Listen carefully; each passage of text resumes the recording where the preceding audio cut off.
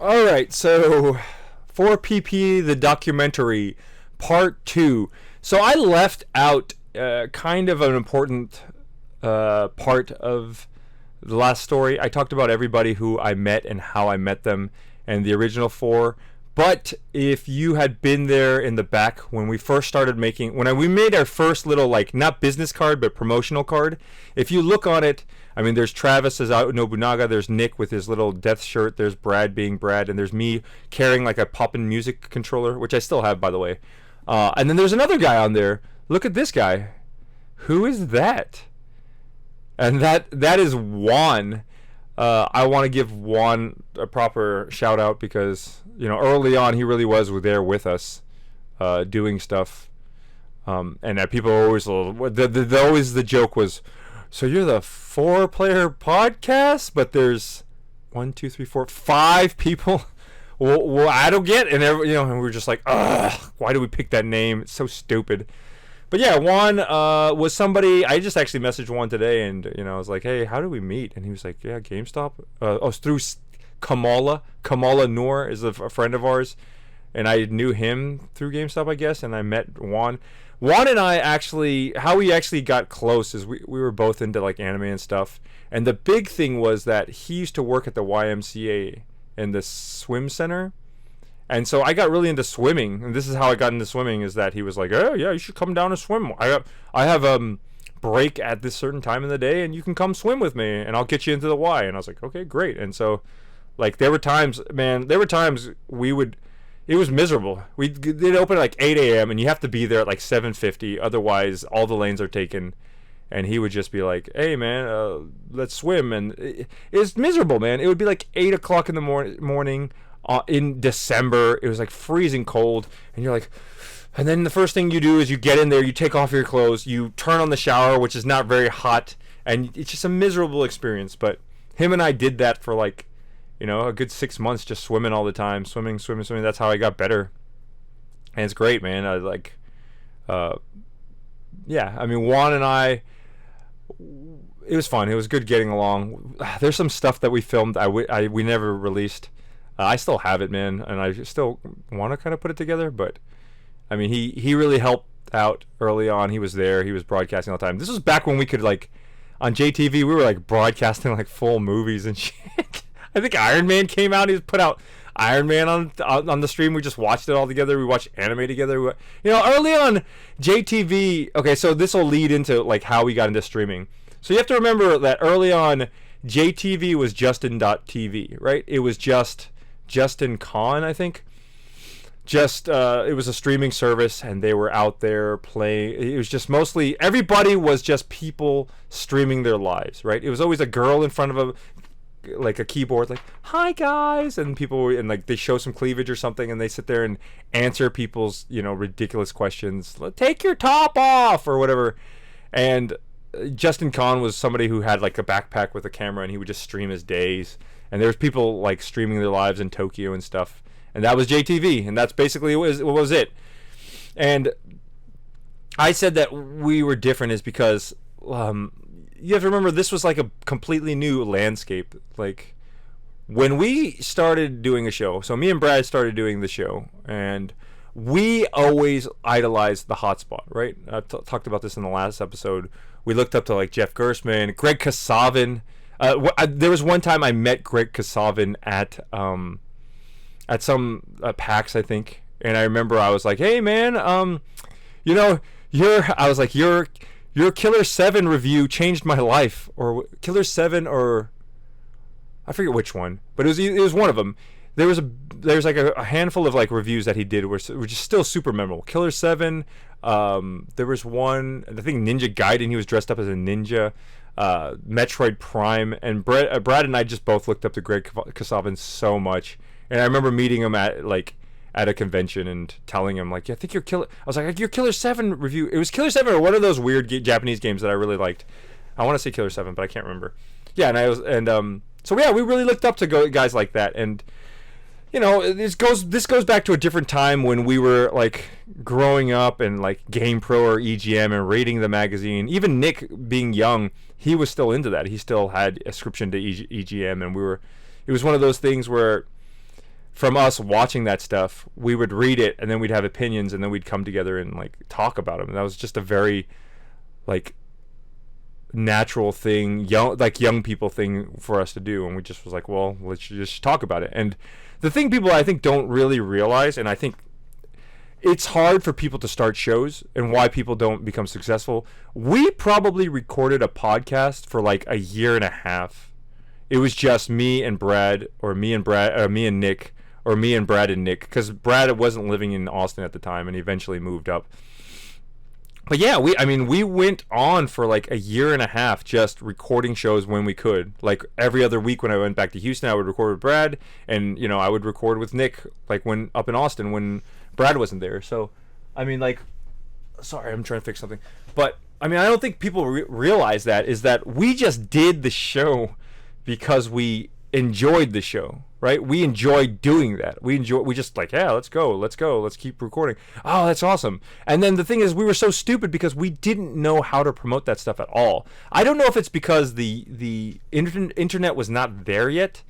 One of the things that doing 4PP, like, you would think like being a broadcaster or being a streamer or doing a podcast, you just go and you make the best show possible, right? But the thing I realized about doing, you know, anything is that you kind of have to learn and just be a Swiss Army knife and learn. There's so much stuff.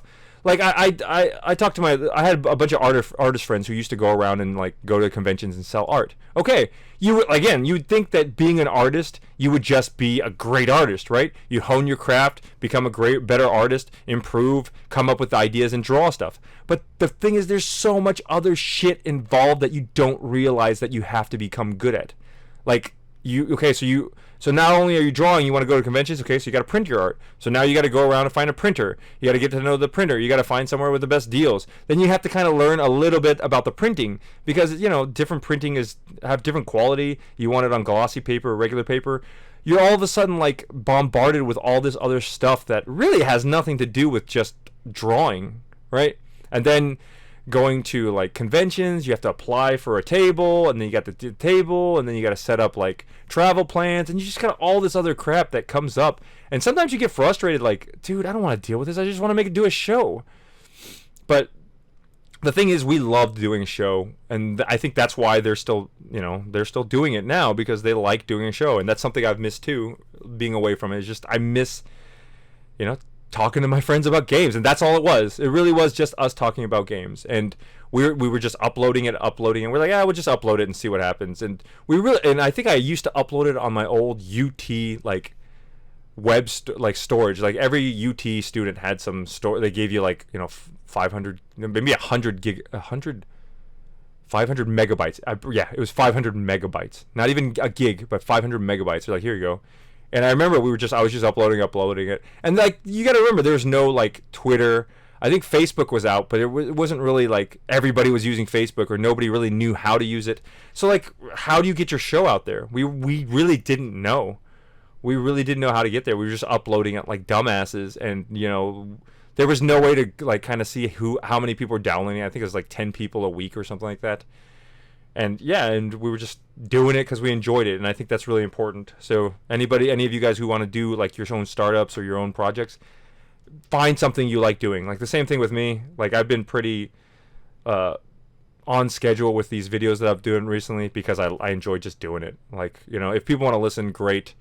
If people don't want to listen to it, I just feel happy doing them. And you know, and the handful of people who do listen to it, they give me, you know, feedback. It's that means the world to me. That's the funnest, bestest thing.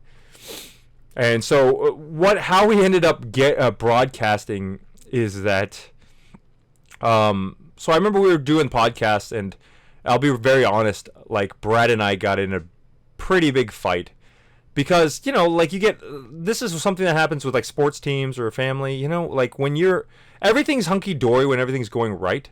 But when things aren't going right, that's when people get frustrated. That's when people lash out.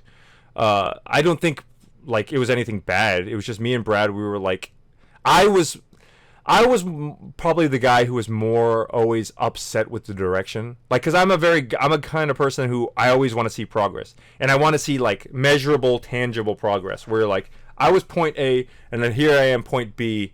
this is how far we traveled. So that's what happened, is like we just really couldn't see where we were going, or where we how much we were just recording a show for a year. It's like, what the fuck are we doing, you know?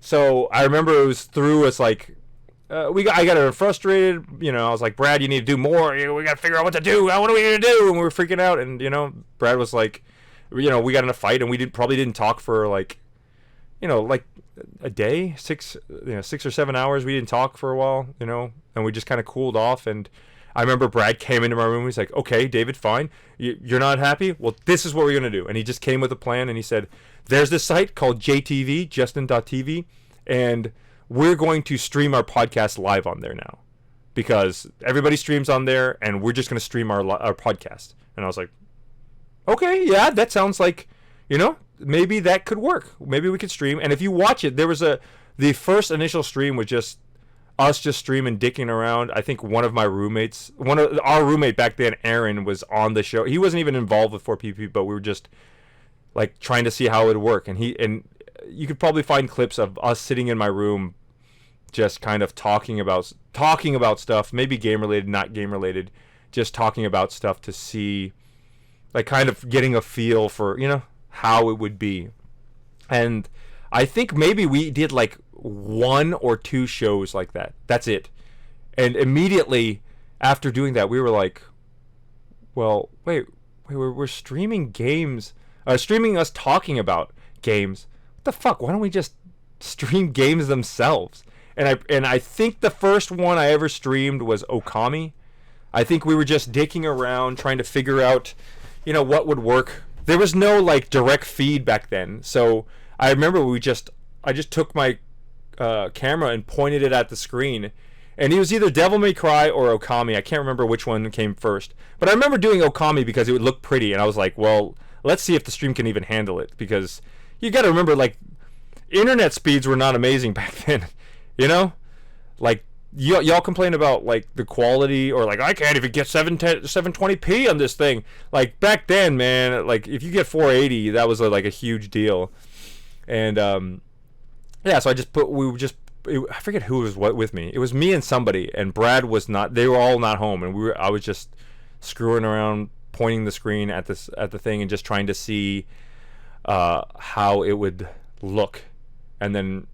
It was like, okay, cool. And then I forget how we got about streaming Condemned, but streaming Condemned was what kind of built our popularity, and also like made us realize, like, okay, this is something that could work, because JTV had it back then where on the main page they would have one screen, and then at the top it would have this bar of all the different streamers, and it's like if you had the most views, you would be in the front of that line. So anybody who came to it was so important to get on the front page back then, because once you broke in the front page, anybody who came could see the people on the top. And like when people came and you see like person sitting in front of the screen, person sitting in front of the screen, person sitting in front of the screen, wait a minute, who's this? What the hell is this guy streaming? It looks like a video game or a screen. It's, you know, it's not a person sitting in front of a screen.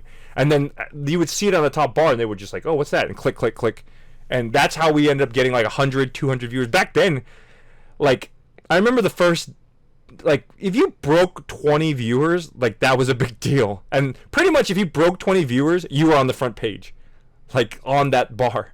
So we were like, I remember, like, when we first tried to do it, we were like cheating the system. Like, there was like 5 people watching us, and I would be like calling up my friends like, hey dude, can you just open your, you know, web page and just click on our thing, you know? And then like boop boop boop, all of a sudden, like, you know, 20 friends would show up, and boop, we'd be popped up on the front page. And once you're on the front page, bam, easy, no problem, you know. Then everybody who's coming would just eventually pop it up. And I think like we got like 50 or maybe 100 people early on, and you know, then it just became a thing where it's like, oh, well, you know, once you get the idea of like, oh, we can stream games, then it's very easy to try to come up with stuff. So we're like, oh, we can stream games? Okay, what kind of games would be cool? Because how we ended up streaming Condemned was like, I don't know how this generation is now with video games, but when I was a kid, when I was in middle school, when I was in high school, like, it was all about couch, like, gaming.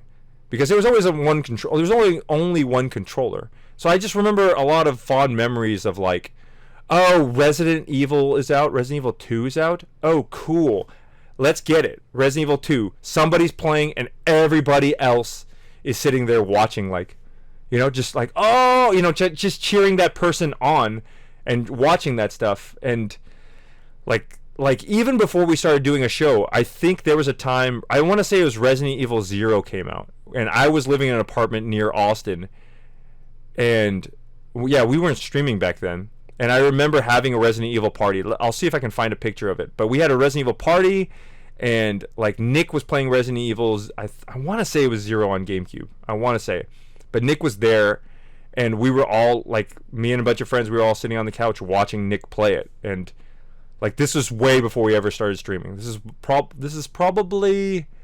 might have been before Nick, when I even started recording on the podcast. This might have just been, he was working at GameStop, I was working at GameStop, and we were just hanging out, like, playing games and stuff like that.